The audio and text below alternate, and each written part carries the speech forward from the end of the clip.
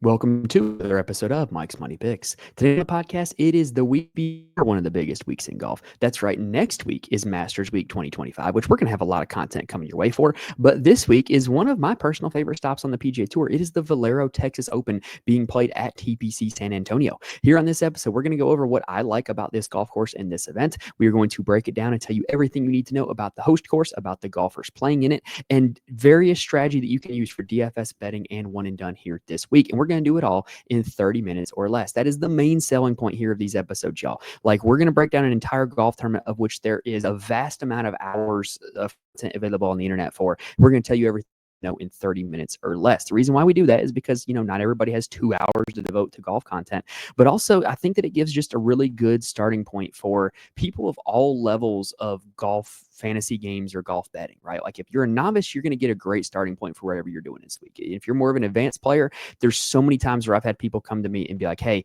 you said this about this golf course and it put me on this guy and it worked. And so by going over, kind of a bird's eye view of everything you need to know, you're going to get all the information you need in order to find some winners this week. Now, like I said, I am going to be having a ton of content coming your way for the Masters. I haven't exactly come up with a schedule for it just yet, but make sure you're subscribed to the channel that we can be with us for that, as well as the rest of the PGA Tour season, as well as the rest of the college basketball season, because we're going to have a big time episode for the Final Four coming out later this week as well. And also, we are closing in on 1,000 subscribers. If you could help us get to our goal, we are 42 away right now. If you could help us get to our goal, it would be greatly appreciated if you've not subscribed already.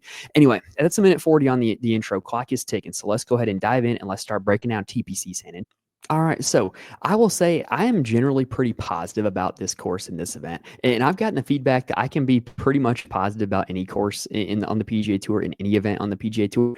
I think there's a very simple explanation why. Like, when you have positive memories and positive vibes of a course and an event, you're always going to think fondly of it, right? And so this course, TPC San Antonio, I had an outright bet on Akshay Bhatia to win last year. I had Akshay in all my DFS lineups. It was a great week. And then a few years back, I had Jordan Spieth was a core play when he won. Corey Connors was a core play when he won. I was actually on Spieth in one and done when he won back in 2021 as well. So just, a lot of good memories of, picking the right guys at this place, in addition to it being a course that is in my native Texas. I live in North Carolina, but I am a native Texan at heart. And I got to say, the Valero is like the perfect title sponsor of this event, because pretty much everywhere between San Antonio and Dallas, if you're driving up I-35, like, there's a Valero at like every exit. Sometimes you get off the exit and there's a Valero on the left and a Valero on the right. Perfect title sponsor selection for the quote unquote Texas Open, right?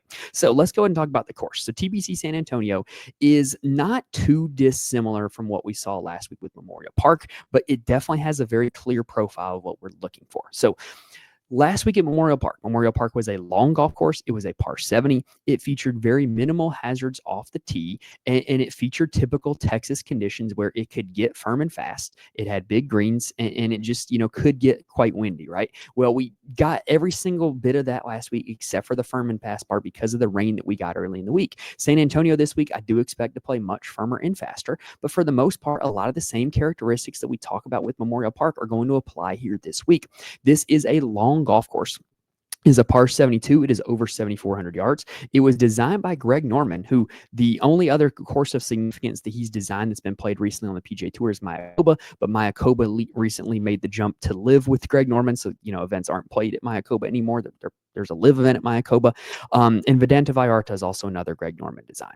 So basically, what you get with this course is off the tee, the fairways are quite narrow, but the driving corridors are fairly wide. And what I mean by that is this: the fairways are like really tight, really pinched in, but you got a decent amount of space to keep it in play off the tee. And what I mean by that is the rough here is going to be more of the Bermuda overseed rough. We've seen a lot of the past few weeks on the PGA Tour because Bermuda grass has not grown in this climate in this time of year yet. So the rough is not going to be very thick. It is not going to be very penal. So even if you miss the fairway, as long as you can keep it in the rough, you're going to be okay. But, outside of the rough, there is a ton of bunkering and there's a ton of bushes and shrubs and trees that if you find yourself in, you can have big numbers. So what you cannot have this week at TPC San Antonio is a big miss off the tee. You can be afforded a little miss. You can be afforded, small misses.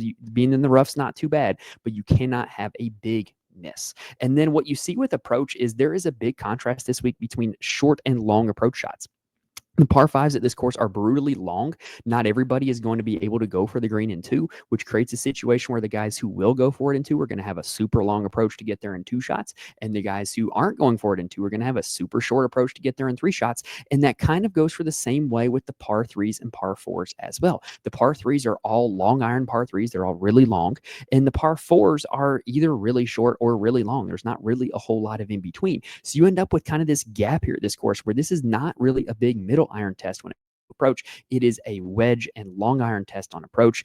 And really, one of the other things that you see is guys who are very aggressive in par fives and in drivable par fours can go for it a few times this week, especially the drivable par 4 17th and the par 5 finishing hole 18th. So you tend to get an exciting finish here, which is what we got last year. Like if you guys remember this tournament last year, it was probably, I think it was one of the most eventful, most thrilling final rounds that we had all of last PGA Tour season. Certainly in the top five. Like this event, the Travelers was great, the PGA was great, the U.S. Open was great, and the Scottish Open was great. Like those were the clear top five last year for me. But this one, maybe it was more thrilling for me because I had a bet on Akshay Bhatia outright to win. But you had Akshay and Denny McCarthy dueling down the back nine where they were running away from the rest of the field. Do not get any kind of false thoughts in your mind of Akshay and Denny last year were minus 20, and that it's an easy course. They were the only two that got to minus 12. Like they were 9 shots clear of everybody else. Rory McIlroy was in third place at minus 11, 9 shots back.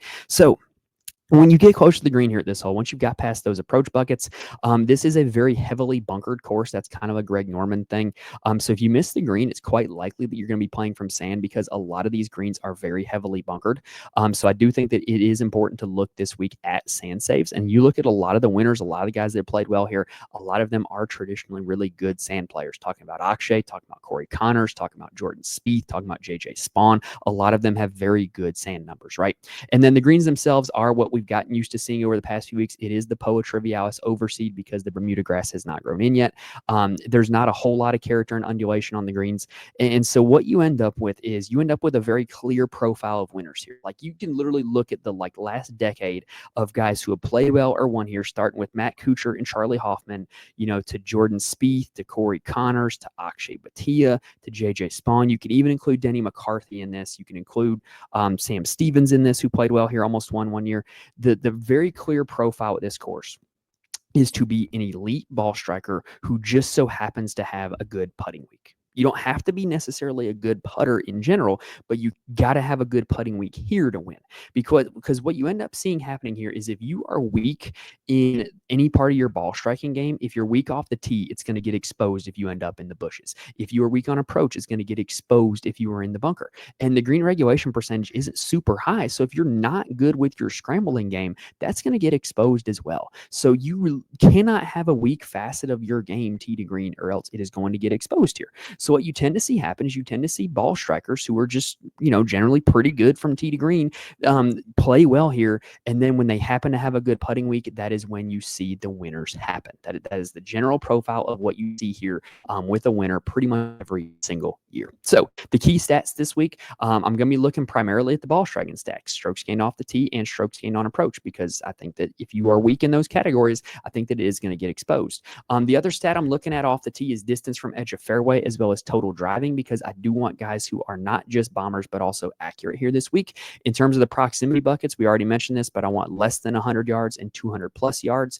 And I want to make sure we focus on around the green play and sand saves. And then, oh, by the way, this is one of the courses with the stickiest course history on all the PGA Tour. So I do want to look at specific course history here, as well as, ancillary comp courses, which would be the Texas courses, and then other courses that I see similar distributions of the approach bucket that are also tests of total driving ability and total ball striking ability, which would be Riviera, TPC Twin Cities, TPC Scottsdale. I would even throw in TPC Summerlin into this, and then Oak Hill as well. All right, so those are our key stats for the week. So let's go ahead and dive down the rabbit hole and see what that looks like in a model.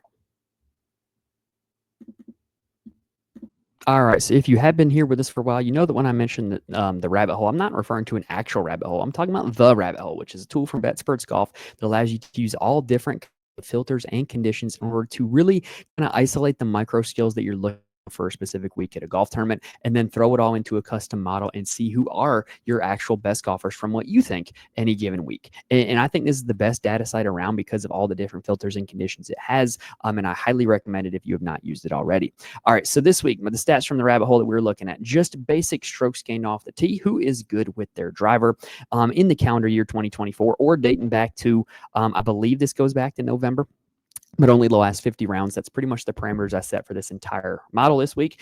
The top 5 for off the tee play: Rico Hoey, Alex Smalley, Isaiah Salinda, Alejandro Tosti, and Luke List. And then when you switch it over to approach play, kind of the same time frame, same round period, you've got Henrik Norlander, Tom Kim, Tom Hoagie, Joel Damon, Ryan Gerard, Lee Hodges, Jackson Suber, Gary Woodland, Tommy Fleetwood, and Bud Colley. And if, like me, if you're kind of looking for a balanced profile between those two stats, Damon, Gerard, Hodges, Fleetwood, Colley, Poston, Kitayama, McNeely, Bradley, Gim, Berger, Cantlay, Hoey, McGreevy, Hoffman, Schmid, Perez are kind of like your balance guys in that regard. All right. In case you were, writing down names there. Next, I want to look at good drive percentage, because that's a way where you can kind of get both driver and approach play in the same, because what good drive does is it counts every time you hit the fairway or hit the green in regulation. So if you kept it in play off the tee and hit the green in regulation, you get credit for a good drive.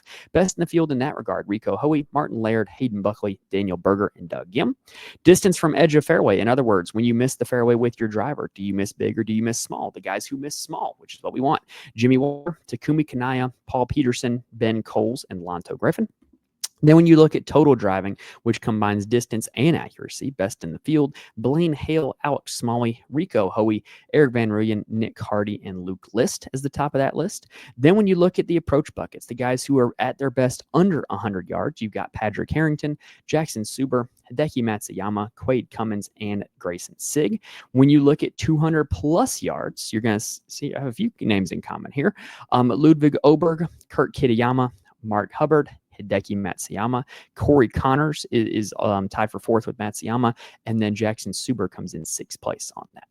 Now, I also wanted to look at strokes gained approach at long golf courses, because that generally gives you a pretty good mashup of guys who play well, with their longer iron shots. Best in the field: Henrik Norlander, Keegan Bradley, Gary Woodland, David Skins, Tommy Fleetwood.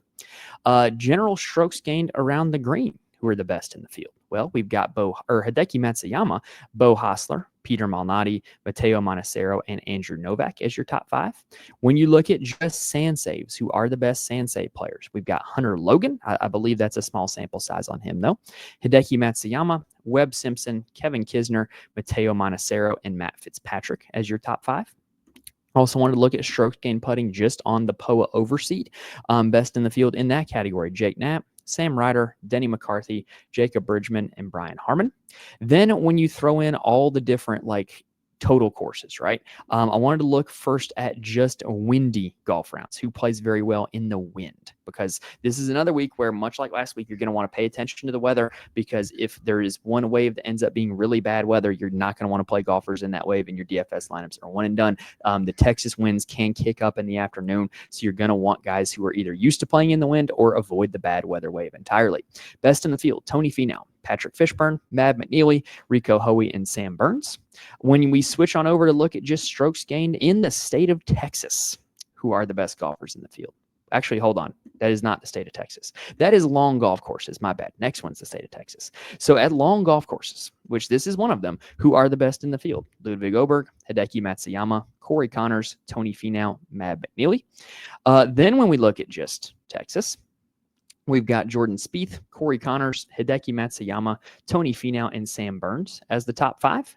Then when we look at just course history here, what do we have? We have got a lot of guys who haven't played here: Denny McCarthy, Jordan Spieth, Sam Stevens, Akshay Bhatia, and Corey Connors as your top 5. No real surprises there.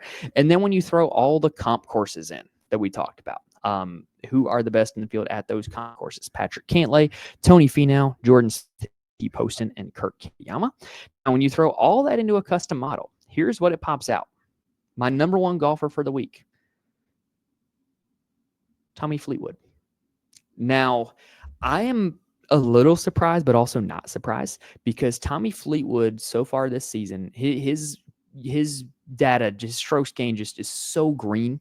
Like he's gaining in pretty much every category week in and week out. And I gotta say, like if we like the guy at the Players, right? If we like the guy at the Valspar, we like the guy at Memorial Park. If you've liked the guy any of the last 3 weeks and they played, there would be no reason to get off of him here because this course kind of has traits in common with all of them, right? The Players, it very much is, control the golf ball off the tee. Valspar's, the long iron approaches, and controlling the golf ball off the tee. Memorial Park, it's, the long approaches as well, along with the state of Texas. So there's just a lot of traits in common. And we loved Fleetwood at both the Players Championship and at the Valspar. So I see no reason to not go back to him, right? At the Valspar, he was T16 and he wasn't even like at his best. He's got 4 straight top 16 finishes. I'm willing to go back to him. He's really good at long golf courses. He's really good at this type of green surface, the Poa Trivialis. So I really think this is a great spot for Fleetwood, and I'm not entirely shocked that he came in as my number 1 golfer. Now, after Fleetwood, number 2 is Matt McNeely, who's been striking the ball deceptively well lately. Like, I was kind of surprised to see him come in at number 2 just because of you don't really think of Matt McNeely as a ball striker, right? But you look at what he's done recently, with the exception of the Players' Championship, he's been really good in all the ball striking categories. Came close to winning at the Genesis Invitational, came close to winning at the Phoenix Open. That was one of our comp courses.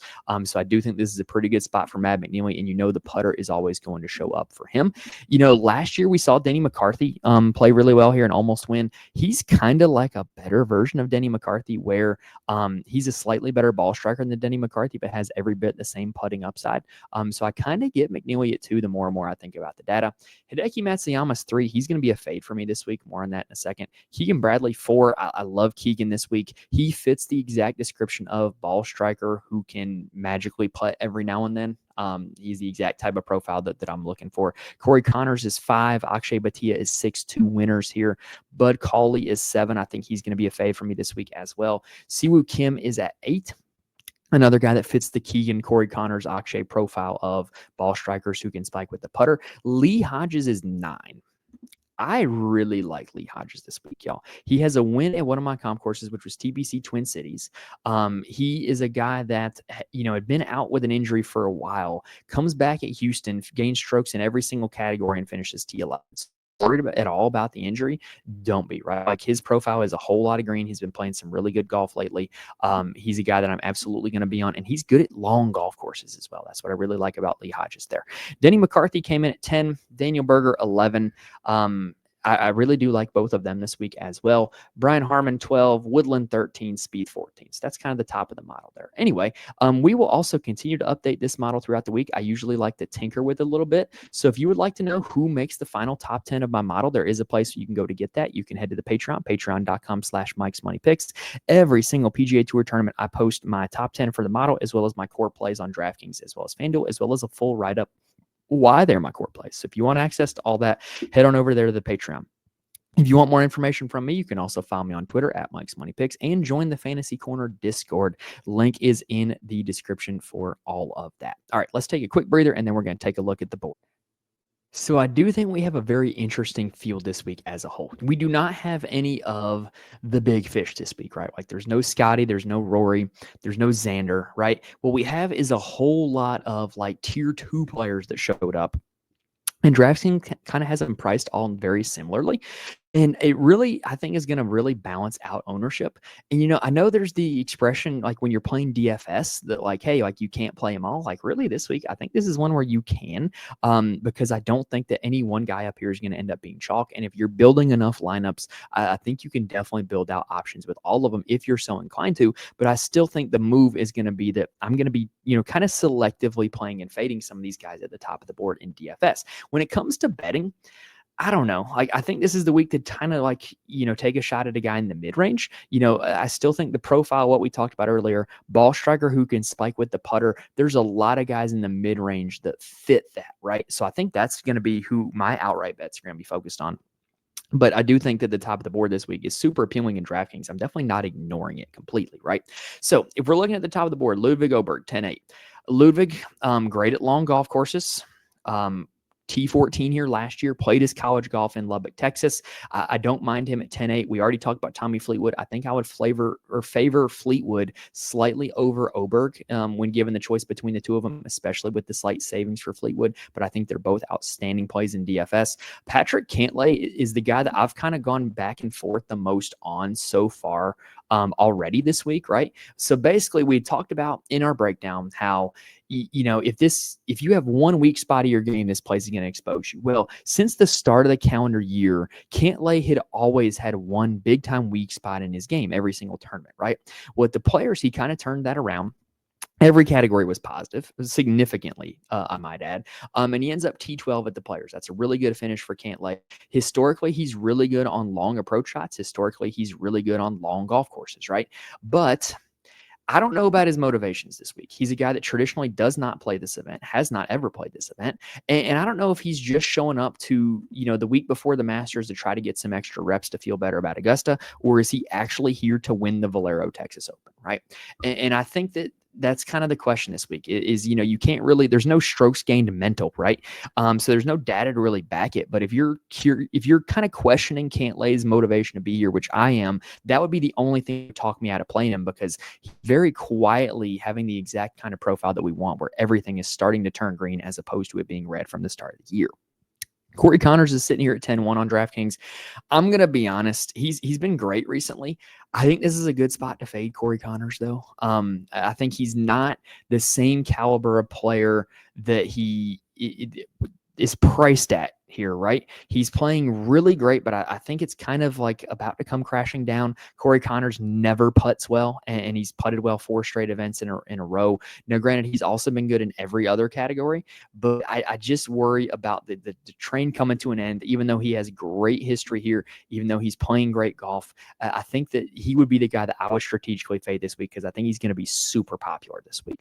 Hideki Matsuyama, I'm also going to fade. Like, Hideki the week before a major is like a historically bad pick. He usually shows up the week before a major just looking to get reps. He WDs sometimes from these events. I'm just not touching it. I think he actually has a really good profile for this course, but I'm not touching it. Not a big time fan. He has played well here 2 years in a row, T15 and T7, but I'm just not touching him here at this event. Jordan Spieth at $9,700. Love him this week. I think Spieth is very quietly on the upswing, and I don't think enough people are talking about it. You look at what Spieth has done this year, right? And at the Waste Management Phoenix Open, he was outstanding, almost wins at T4. The Genesis, after the whole controversy of him getting in the elevated event, does not play well. That was kind of not a good course fit for him, so I'm not shocked. The Cognizant, much better course fit, T9. 59th at the Players, but that was because of a few water balls. And then T28 at the Valspar, where he was really good on approach. I think that this is like a perfect Jordan Spieth course, perfect Jordan Spieth timing.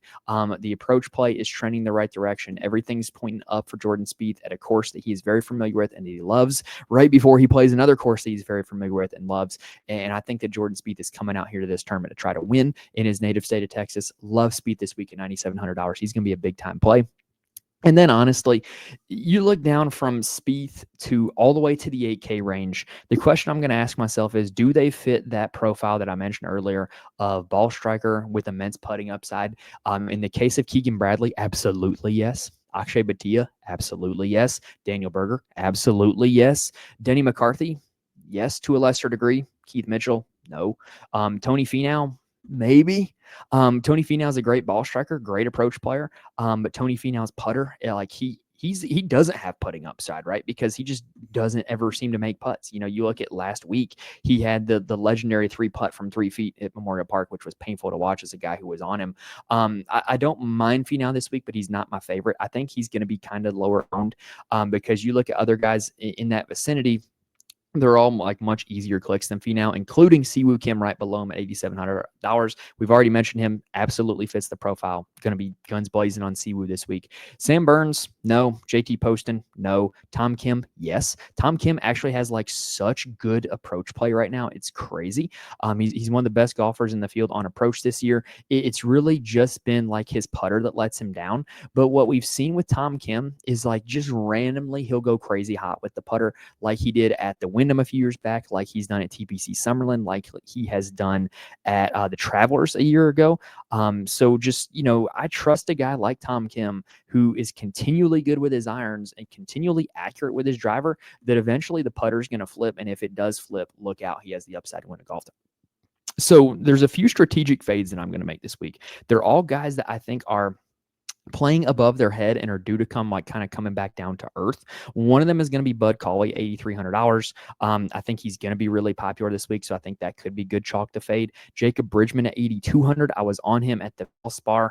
Loved him at the Valspar, but not good history at this event. Missed the cut last week. I think it's a good time to hop off. Ben Griffin and Gary Woodland, I think, are the same way. Gary Woodland, great story last week with how he played, but I think it was all putting. It was like really just smoke and mirrors how he did it. So I am going to be hopping off here, even though he has great history here, T6 and T8. So Gary Woodland, very tempting, but I think he's a good strategic fade this week in DFS. Now, honestly, when guys seem to be chalky in DFS, like a guy like Gary Woodland, I think that makes him a really good top 20, top 30, top 40 bet, because, he does shape up to be good, but there is a chance that he could absolutely fold. And if he does absolutely fold, that's how, you end up being profitable in DFS. The easiest way to win at golf DFS is to find guys that are low owned that play well and fade guys that are high owned who don't live up to expectations. Now, we already mentioned in the 7K range, I love my guy Lee Hodges. Andrew Novak, I'm going to go back to him this week. He really cost me last week because he missed a cut in a ton of my lineups that were going to be 6 for 6s. But I think he still is a really good fit for the course. He's very good at long approaches. He's a very good driver of the golf ball, very good around the green and sand player. And so I am going to be on Novak. He does own a 9th place finish here as well. So super interested to play him. Alex Smalley is kind of another guy that fits the description of the ball striker, right? He did come in 8th at the Valspar, which was really good. Terrible history at this event, though, so that would be a reason to cross him off, but I do think that he can kind of fit the description we were talking about. Justin Rose is an interesting one. So Justin Rose missed the cut at his last event at the Players. Justin Rose is a guy at this point in his career who's basically out to win majors. And so the question becomes, is he actually out to play well this week, or is he just looking to get reps before Augusta? I think that he's a sneaky good play if he actually is here to try to win this event. After that, you got Bo Hostler, the native Texan, $7,200. Bo is too weak of a ball striker for me to endorse, and his history at this event is very up and down, peaking with a T4, but has a missed cut as well. But, he definitely knows his way around this type of the country. I could see an argument to be made for him. Two guys that I really like are in the low 7K range, Andrew Putnam and Mac Meisner. They're just guys who are really good ball strikers, really good approach players. Their weakness off the tee is due to lack of distance, not lack of accuracy. And I don't think that the lack of distance is really going to kill you this week. And both of them are really good on approach as of late. Even though Andrew Putnam's missed his last 2 cuts, I still trust it. Both of them were top 15 here last year as well. So Putnam and Meisner are going to be 2 of my favorite plays in the low 7K range on DraftKings this week. I also think that it's another pretty good spot for Victor Perez, who's just continually just being a really good ball striker, continued his run of good finishes. It is now 3 straight top 22 finishes for Victor Perez. And then another guy, Matty Schmid, is a guy that is really good at par 5 scoring, really good at being super aggressive, firing at pins. And I think that this can be the kind of course where you could kind of get away with that strategy if he's on. And I think he does have a ton of upside in that regard. Now, the 6K range this week on DraftKings, I got to say, is pretty bad. It's just not super appealing to me. Grayson Sigg kind of fits the description of a ball striker, right? He's one of the best ball strikers in this range. Jackson Suber is another guy who's kind of quietly a quality ball striker. The one guy we'll kind of give like a big shout out to in the 6K range is Adam Svensson. So he's always been a guy who the weakness of his golf game is a putter. And he's actually been ball striking kind of well in the year 2025. He recently switched to a broomstick putter. I believe it was 3 events ago. So if all of a sudden he learns how to putt with that broomstick putter and just flips the putter, continues with his ball strike, and he could actually give you a really good finish at $6,700. I think that's definitely worth a look. Stephen Fisk, we were on last week. Because of his overall ball striking ability, missed the cut on the number. I wouldn't mind going back to him. But like I said, other than that, the 7K range this week is just really bad. Oh, Chad Ramey's a guy I'll shout out. So he's a guy who rated out well in the 2 approach buckets that we looked at. He's a good wedge player. He's a good long iron player. Not great statistically overall. Made the cut last week. He was in some of my lineups. But he's a guy that I do think, you could go back to here. All right. So with all that analyzed, let's go ahead and talk about one and done real quick, right? So last week I got a winner in one and done. I had Minwoo Lee in one of the one and dones that we were picking. I don't think it was the one that I picked on the show, but I did end up picking Minwoo Lee, picking a winner. If you want this spreadsheet, link is in the description. It's very easy to edit and make it your own, so that way you can keep track of who you're using in one and done. So you guys can see my preliminary pick here was Jordan Spieth. And I got to say, from a strategical standpoint, looking at the one and done here on the screen, I've already used some of the guys who are at their best in this field, right? I've used Ludwig, I've used Fleetwood. If you have both of them, I think this is a really good spot for Fleetwood. I don't think you necessarily want Fleetwood at a signature event or a major unless you want to play him at like the Open, because he was pretty good at Royal Portrush last time. But I think that you're not going to find many events where Fleetwood is one of the highest, like best odds to win in the field. So I think this would be a really good spot for Fleetwood. Like I've mentioned ad nauseum how good of a course fit I think he is.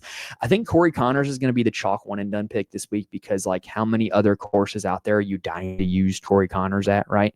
And this is like the best course on the planet for him. And he's playing really good golf. I think he's going to be the chalky one and done pick. So if you're playing from ahead and you're one and done, I think Connors would be like the safe, high owned, very low risk kind of play, right? The guy I think I'm going to play, I think I'm kind of going to stick with Jordan Spieth. I think that's the most logical play, honestly.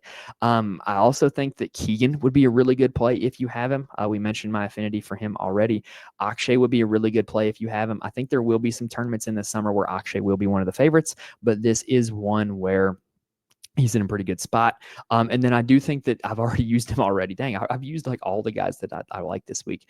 Daniel Berger would be in a great spot as well. Just a ball striker who could really kind of, peak at a tournament like this. I think he would be a very sensible pick as well. And hey, maybe I could go all the way down to Mad McNeely, because I don't think there's anywhere else the rest of the season that I would really want to use Mad McNeely at. So maybe if you're looking to get a little bit different, maybe Mad McNeely would be a guy you could go with. I think that's as far down as I would go, though. So yeah, if you're playing one and done, I'll recap all that for you. Corey Connors is the chalk pick. Tommy Fleetwood is probably the best overall pick. Jordan Spieth, Keegan Bradley, Akshay make a lot of sense. Siwoo, you might want to save for somewhere down later in the summer, like the Wyndham.